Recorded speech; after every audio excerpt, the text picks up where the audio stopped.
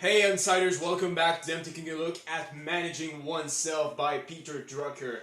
This is a very interesting book. I first heard about it in a top 10 books by Tai Lopez, and this was at number 1.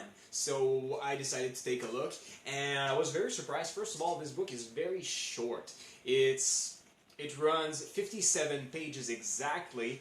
However, the surprise I had is when reading it, it feels very much like letters from Seneca. You know, when you read a page or two and it's just so dense with information. Every word counts, basically. This is short, but this is very content-packed. It's mainly about learning. It's about learning not only how to better learn, how to leverage your strengths to become exceptionals in one field. It's also about defining what you're good at and what you should focus on, because if you are bad at something, even if you put a lot of effort into learning it, the best you can be is perhaps above average. However, if you are very competent already in one skill and you try to put all your energy into learning it, that's when instead of becoming better than average, you become great at it.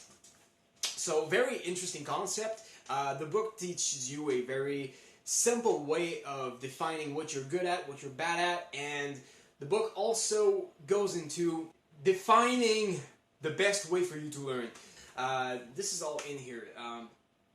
This book really stresses the importance of defining what is your best way of retaining information and learning, because this is the way that you'll be most effective in learning.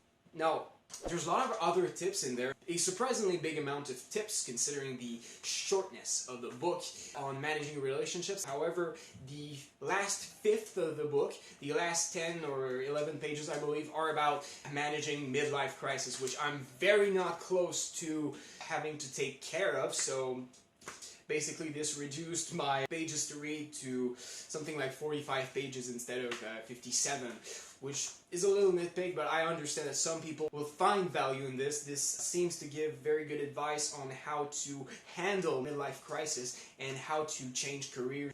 So, very interesting book, definitely an interesting read. I'm glad I got it. If you're interested, links are in the description.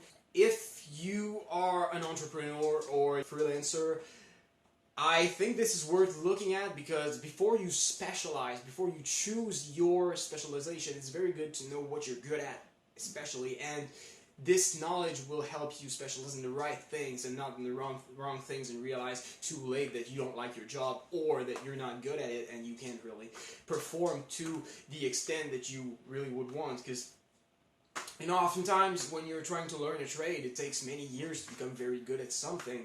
And if you spend years learning something and you realize that at the end you're not that good at it anyway, this is kind of 3 years wasted, basically.